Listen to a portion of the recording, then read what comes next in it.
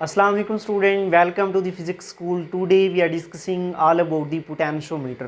Potentiometer से पहले हम लोग बात करते हैं वोल्ट मीटर से मुतल्लिक. वोल्ट मीटर एक ऐसा इलेक्ट्रिकल इंस्ट्रूमेंट है जिसकी मदद से हम लोग पोटेंशियल डिफरेंस की वैल्यू को मेजर कर सकते हैं. स्टूडेंट सपोज करें हमारे पास एक रजिस्टर है जिसकी रेजिस्टेंस R है और उसमें से कोई ये करंट I जो है पास हो रहा है. अगर हम लोग इस रजिस्टर के एंड्स के अक्रॉस पोटेंशियल डिफरेंस की वैल्यू को डिटरमाइन करना चाहें तो उसके लिए हमारे पास एक्सप्रेशन है V is equal to I R. अगर हम लोग इस रजिस्टर R के एंड्स के अक्रॉस जिसमें से I करंट पास हो रहा है पोटेंशियल डिफरेंस की वैल्यू को मेजर करना चाहें तो हम लोग एक वोल्ट मीटर का इस्तेमाल करेंगे. तो इस वोल्ट मीटर को हम लोग इस रजिस्टर के एंड्स के अक्रॉस पैरेलल कम्बिनेशन में कनेक्ट कर देते हैं.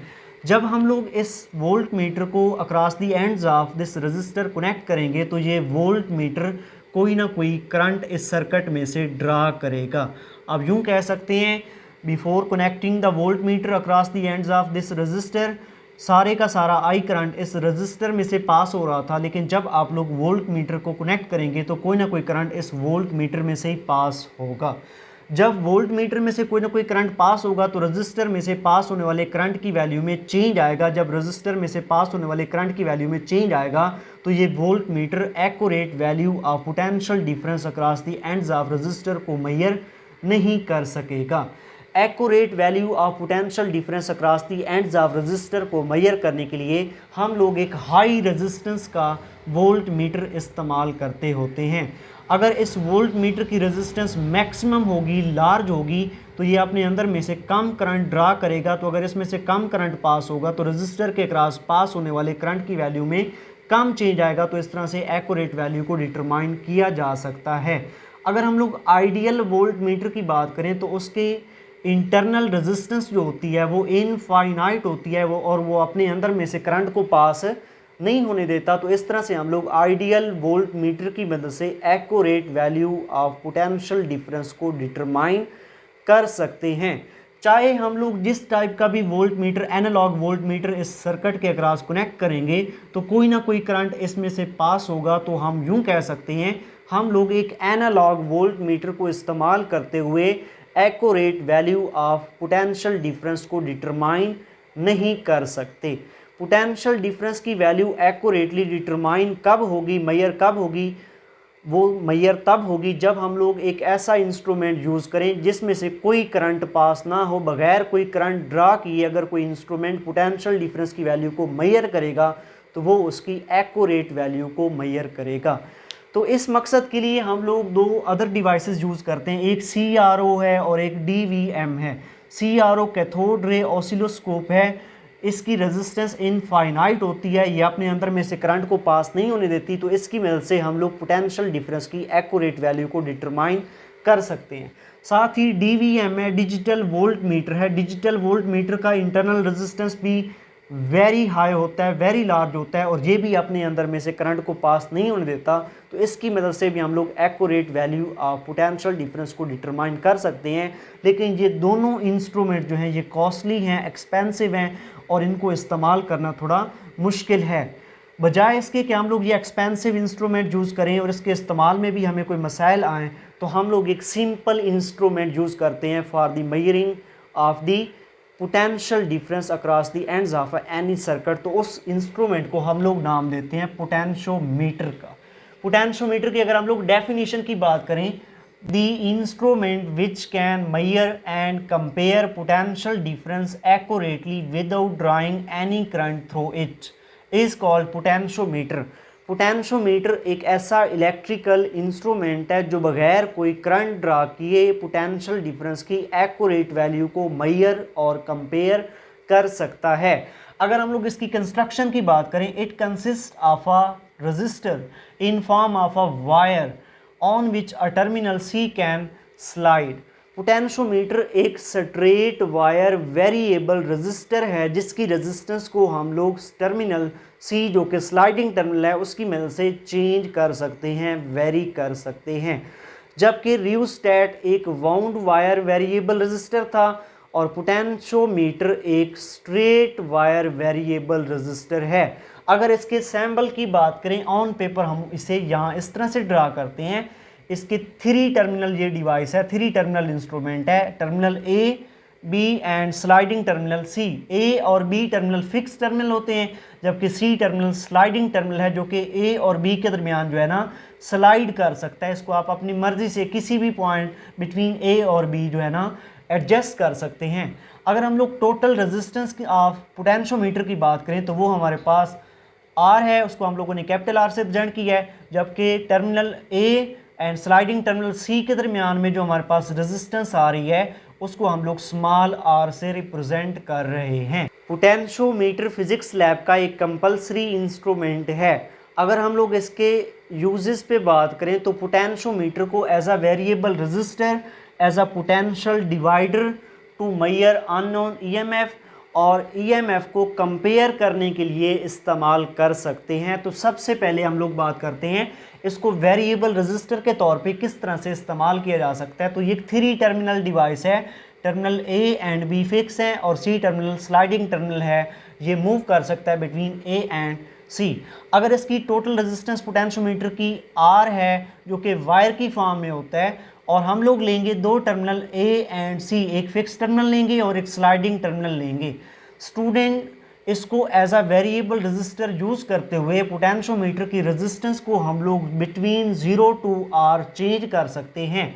अगर हमारे पास ये सी टर्मिनल ए पॉइंट पे होगा तो ए और सी के दरमियान में जो रेजिस्टेंस आर है, स्मॉल आर, वो 0 के इक्वल हो जाएगी।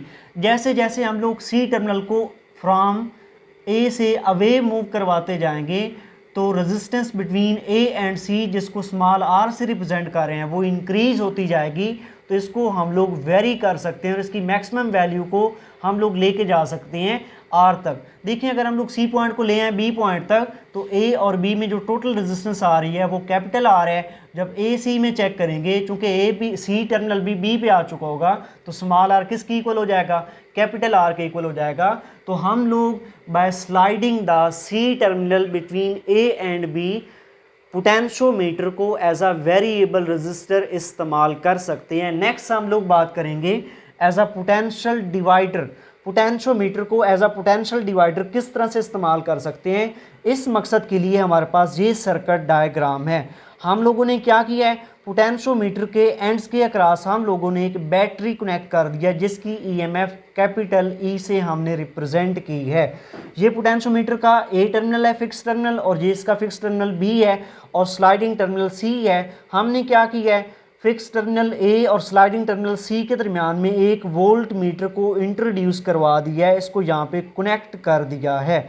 अगर हम लोग बात करें रेजिस्टेंस ऑफ पोटेंशियोमीटर की, तो टोटल रेजिस्टिव वायर जो है उसकी रेजिस्टेंस हमारे पास कैपिटल आर है, जबकि हमारे पास फिक्स टर्मिनल ए और स्लाइडिंग टर्मिनल सी के दरमियान में जो रेजिस्टेंस है उसको हम लोग स्मॉल आर से रिप्रेजेंट कर रहे हैं। अगर हम लोग बात करें कि इसको किस तरह से पोटेंशियोमीटर को एज अ पोटेंशियल डिवाइडर के तौर पे इस्तेमाल किया जा सकता है, तो अगर हम लोग देखें, जब हम लोगों ने इसके एंड्स के अक्रॉस बैटरी कनेक्ट की है, इसकी टोटल रेजिस्टेंस कैपिटल आर है और इसमें से कोई करंट पास हो रहा है जिसको हम लोग आई से रिप्रेजेंट कर रहे हैं। इस पोटेंशियोमीटर की रेजिस्टेंस आर में से पास होने वाले करंट की अगर हम लोग बात करें तो वो हमारे पास होगा I is equal to E is a total EMF of source dividing by total resistance of potentiometer. So this is the value of a current passing through a potentiometer. Potentiometer में इस सोर्स ईएमएफ की वजह से produce होने वाले current की value हमारे पास कुछ ये होगी।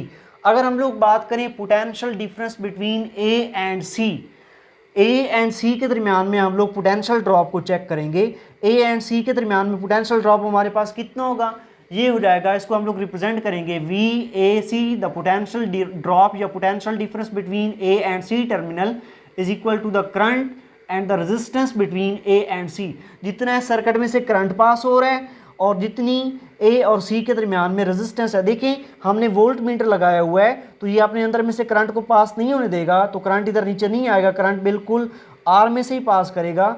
तो आर में से करंट जो पास कर रहा है वो आई है, ए और सी के दरमियान में जो रेजिस्टेंस है वो स्मॉल आर है, तो हमारे पास जो पोटेंशियल ड्रॉप बिटवीन ए सी होना है वो आई इंटू स्मॉल आर होगा। जबकि आई का वैल्यू आप लोग यहाँ पे डिटरमाइन कर चुके हैं, तो इसकी वैल्यू यहाँ पे पुट करें तो हमारे पास आ जाएगा potential difference between V A C is equal to E dividing by capital R into small R. अगर आप लोग इस एक्सप्रेशन को ज़रा गौर से देखें तो potential drop between A C terminal A and C is equal to the EMF of the source dividing by total resistance of the potentiometer. EMF of the source जो है वो अगर यूनिफॉर्म फिक्स होगी और हमारे पास टोटल रेजिस्टेंस ऑफ पोटेंशियोमीटर भी fix होगी तो वेरिएबल क्या है हमारे पास, वो स्मॉल आर है। Small R is a resistance between A and C जिसको with the help of sliding terminal vary किया जा सकता है। अगर sliding terminal toward the A move करेगा तो स्मॉल आर की वैल्यू कम होगी, अगर sliding terminal away from A move करेगा and towards the B move करेगा तो स्मॉल आर की वैल्यू इंक्रीज करेगी। तो यहाँ पे ई की वैल्यू कॉन्स्टेंट फिक्स हुई और कैपिटल आर की वैल्यू भी फिक्स हुई, तो potential drop between terminal A and C directly proportional हो जाएगा स्मॉल आर के। स्मॉल आर जबकि हमारे पास टर्मिनल ए और सी के दरमियान में रेजिस्टेंस है, अगर टर्मिनल ए और सी के दरमियान में रेजिस्टेंस जो है स्मॉल आर, अगर उसकी वैल्यू को चेंज करेंगे, इंक्रीज करेंगे by moving the sliding terminal away from A, तो हमारे पास स्मॉल आर की वैल्यू बढ़ेगी, तो terminal potential difference between A and C की वैल्यू भी बढ़ेगी। अब यूँ कह सकते हैं सी को ए की तरफ मूव करवाएंगे, स्मॉल आर की वैल्यू कम होगी तो potential drop between A and C की वैल्यू भी कम होगी। अगर हम लोग सी को अवे फ्रॉम ए मूव करवाएंगे तो स्मॉल आर की वैल्यू बढ़ेगी। तो अब यूँ कह सकते हैं ए और सी के दरमियान में जो पोटेंशियल ड्रॉप है उसकी वैल्यू भी इंक्रीज करेगी। अगर हम लोग सी टर्मिनल को ए से बी के ऊपर ले आते हैं, अगर सी टर्मिनल बी पे आ जाता है तो स्मॉल आर की वैल्यू किसकी इक्वल हो जाएगी, टोटल रेजिस्टेंस ऑफ पोटेंशियोमीटर जो कि आर की इक्वल हो जाएगी। अब यूँ कह सकते हैं अगर सी टर्मिनल बी पे आ जाए तो स्मॉल आर इक्वल हो जाएगा स्टूडेंट कैपिटल आर के। तो ये चीज़ इसमें पुट करें तो हमारे पास हो जाएगा VAC is equal to E dividing by capital R, small R भी कैपिटल आर हो गया तो कैपिटल आर से कैंसिल, तो VAC भी कितना हो जाएगा, यस वो पोटेंशियल ऑफ सोर्स के इक्वल हो जाएगा, वो EMF ऑफ सोर्स के इक्वल हो जाएगा। मीन अगर आप लोग सी टर्मिनल को अवे फ्रॉम ए मूव करवाएंगे तो रेजिस्टेंस की वैल्यू जिस तरह से 0 to R इंक्रीज हो रही है तो उसी तरह से potential drop between A and C की वैल्यू भी 0 से E की तरफ इंक्रीज होगी। 0 से E जो है इंक्रीज हो सकती है, मीन मैक्सिमम E हो सकती है। अब हम लोग बात करेंगे कि एक सेल की अननोन EMF को हम लोग किस तरह से डिटरमाइन कर सकते हैं। टू मेजर अननोन EMF, एक सेल की अननोन EMF को डिटरमाइन करने के लिए ये हमारे पास सर्किट डायग्राम है। यहाँ पे हमारे पास एक बैटरी है जिसकी EMF नॉन है, उसको हम लोग रिप्रेजेंट कर रहे हैं E के साथ। इस बैटरी के पॉजिटिव टर्मिनल को हम लोग कनेक्ट करते हैं with the A terminal of potentiometer और बैटरी के नेगेटिव टर्मिनल को हम लोग कनेक्ट करते हैं with the B terminal of a potentiometer. और वो सेल जिसकी EMF को हम लोगों ने डिटरमाइन करना है उसके पॉजिटिव टर्मिनल को हम लोग कनेक्ट कर देते हैं विद टर्मिनल ए और नेगेटिव टर्मिनल को एक गैल्वानोमीटर के साथ कनेक्ट कर देते हैं स्लाइडिंग टर्मिनल सी के साथ। और यहाँ पे जिस सेल की EMF को हम लोगों ने डिटरमाइन करना है उसको हम लोग यहाँ पे रिप्रेजेंट कर रहे हैं EX के साथ। यहाँ पे हमारे पास पोटेंशियोमीटर की जो टोटल रेजिस्टेंस है between A and C terminal उसको हम लोग कैपिटल आर के साथ रिप्रेजेंट कर रहे हैं और resistance between A and sliding terminal C को हम लोग रिप्रेजेंट कर रहे हैं स्मॉल आर से। यहाँ पे हमारे पास दो कंडीशन है स्टूडेंट पोटेंशियोमीटर को एक सेल की अननोन EMF की वैल्यू को डिटरमाइन करने के लिए। पहली कंडीशन ये है हमारे पास कि ये जो सोर्स बैटरी है इसकी EMF ग्रेटर होनी चाहिए हमेशा उस सेल की EMF से जिसकी वैल्यू आप लोगों ने डिटरमाइन करनी है। मैं यहाँ पे लिख देता हूँ कि हमारे पास जो EX है EMF of the source battery वो हमेशा ग्रेटर होनी चाहिए उस सेल की EMF से जिसकी वैल्यू हम लोगों ने डिटरमाइन करनी है। सेकंड कंडीशन ये है कि ये जो टर्मिनल ए है या ये जो पॉइंट ए है इसके अक्रॉस इन दोनों बैटरीज की पोलैरिटी सेम होनी चाहिए। अगर इस बैटरी का पॉजिटिव टर्मिनल ए के साथ कनेक्टेड है तो इस बैटरी का भी पॉजिटिव टर्मिनल ए के साथ कनेक्टेड होना चाहिए। अगर इस बैटरी का नेगेटिव टर्मिनल ए के साथ कनेक्टेड होगा तो इस बैटरी का भी नेगेटिव टर्मिनल ए के साथ कनेक्टेड होना चाहिए। अब यहाँ पे अगर हम लोग देखें स्टूडेंट, यहाँ पे दो पोटेंशियल डिफरेंसेस एग्जिस्ट कर रहे हैं। एक पोटेंशियल डिफरेंस इस सोर्स बैटरी की वजह से between terminal A and C exist कर रहा है जिसको हम लोग VAC से रिप्रेजेंट करेंगे और सेकंड पोटेंशियल डिफरेंस यहाँ पे इस सेल की वजह से एग्जिस्ट कर रहा है जिसको हम लोग EX से रिप्रेजेंट कर रहे हैं। अगर हमारे पास स्लाइडिंग टर्मिनल C और negative terminal of EX same potential पे हूँ तो इसका मतलब है कि गैल्वानोमीटर के दोनों एंड्स के अक्रॉस पोटेंशियल सेम है, तो इसमें से कोई करंट पास नहीं होगा। यस स्टूडेंट, इस सेल की अननोन ईएमएफ को डिटरमाइन करने के लिए स्लाइडिंग टर्मिनल को बिटवीन ए एंड सी हम लोग मूव करवाएंगे और इस स्लाइडिंग टर्मिनल को हम लोग इस तरह से एडजस्ट करेंगे कि गैल्वानोमीटर में से कोई करंट पास ना हो। और वो पॉइंट जिस पॉइंट पे हम लोग सी को एडजस्ट करें और गैल्वानोमीटर में से कोई करंट पास ना हो, उस पॉइंट को हम लोग बैलेंस पॉइंट का नाम देंगे और इस कंडीशन ऑफ पोटेंशियोमीटर को हम लोग बैलेंसिंग कंडीशन का नाम दे सकते हैं। अगर हमारे पास सी को हम लोगों ने बिटवीन ए एंड सी एक ऐसे पॉइंट पे एडजस्ट किया है कि गैल्वानोमीटर में से कोई करंट पास नहीं हो रहा, तो हमारे पास ये जो सेल है इसकी ईएमएफ इक्वल होगी the potential difference between A and C के। E X is equal to V A सी।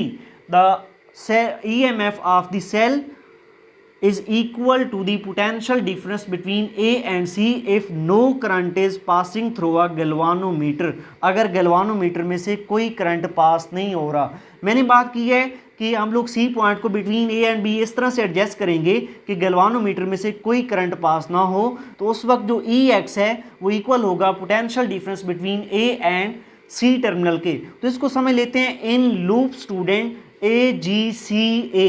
ये जो हमारे पास लूप बन रही है ए जी सी ए, मैंने बात की थी यहाँ पे दो पोटेंशियल डिफरेंसेस हैं, एक ए और सी के दरमियान में इस बैटरी की वजह से और एक इस सेल की वजह से पोटेंशियल डिफरेंस है जिसको हम लोगों ने ई एक्स का नाम दिया है। अगर ये दोनों पोटेंशियल डिफरेंसेस सेम हों, अगर हमारे पास ए सी पोटेंशियल डिफरेंस वी ए सी की वजह से इस लूप के अंदर करंट की वैल्यू को, करंट की डायरेक्शन को हम लोग देखें तो वो हमारे पास एंटी क्लॉकवाइज होगा। अगर हम लोग ए एंड सी के दरमियान में जो पोटेंशियल डिफरेंस है जिसको हम लोग वी ए सी से रिप्रेजेंट कर रहे हैं, इसकी वजह से इस लूप में करंट कैसा होगा? यस, एंटी क्लॉकवाइज होगा।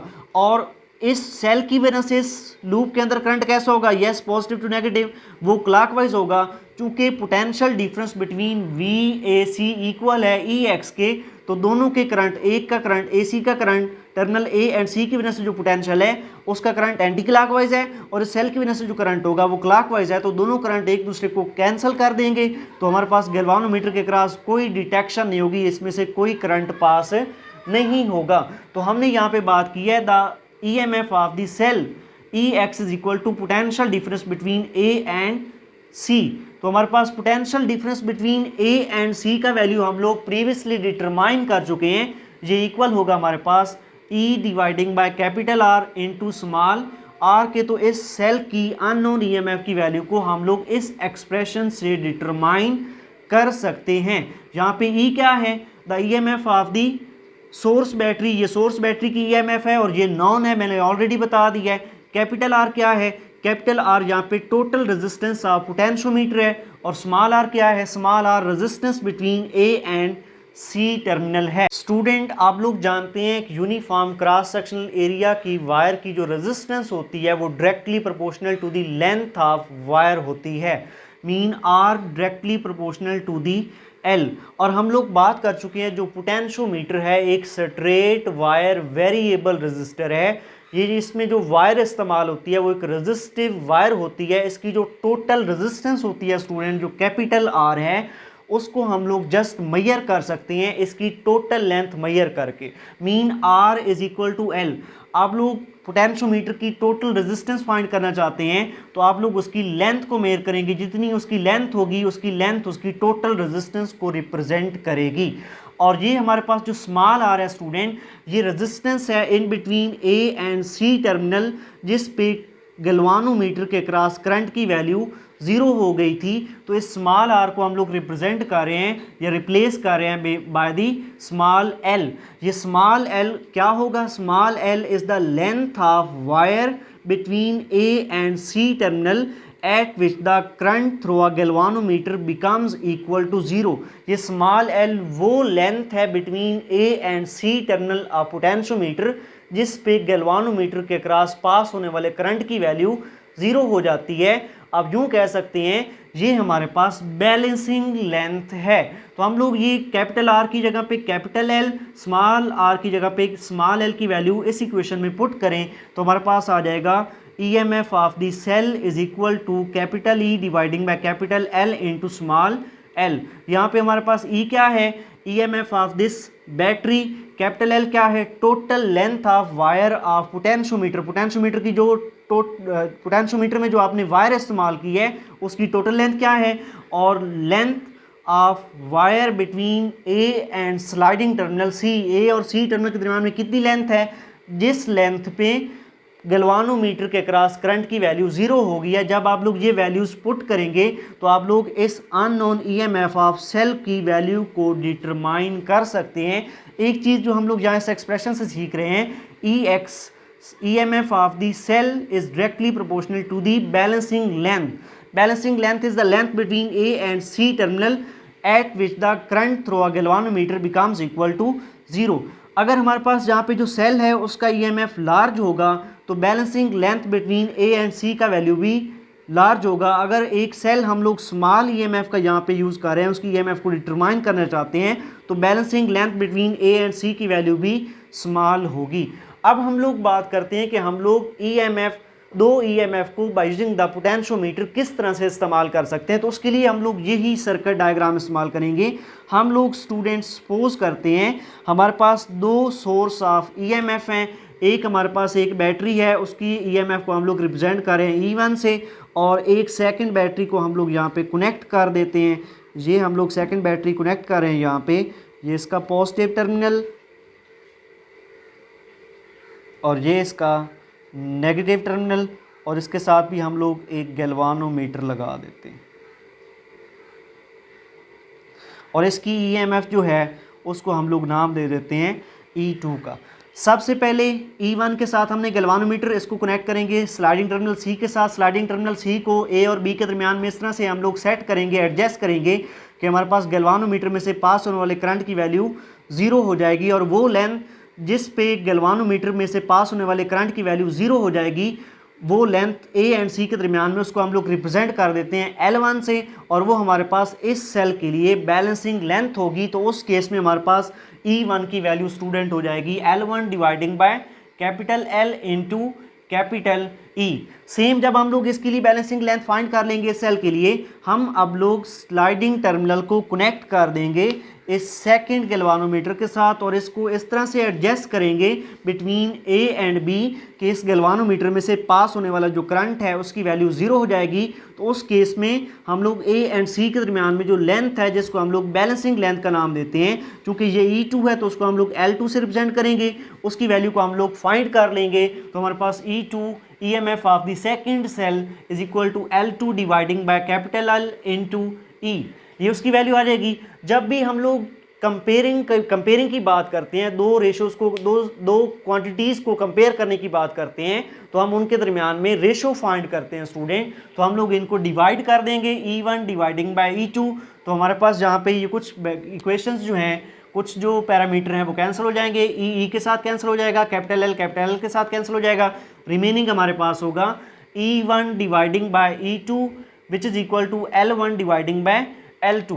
This is the ratio between the EMF of the two cells which is equal to the ratio between the balancing length of the potentiometer. ये पोटेंशियोमीटर की बैलेंसिंग लेंथ के equal होंगे। और यहाँ से देखें E1 directly proportional to L1 है, E2 directly proportional to L2 है।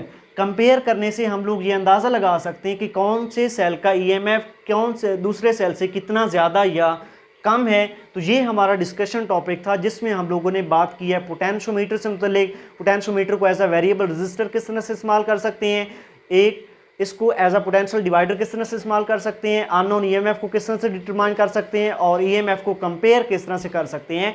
मिलते हैं नेक्स्ट वीडियो लेक्चर के साथ, तब तक के लिए अल्लाह हाफिज़। अपना बहुत ज़्यादा ख्याल रखिएगा और हमारे चैनल को सब्सक्राइब करना मत भूलिएगा।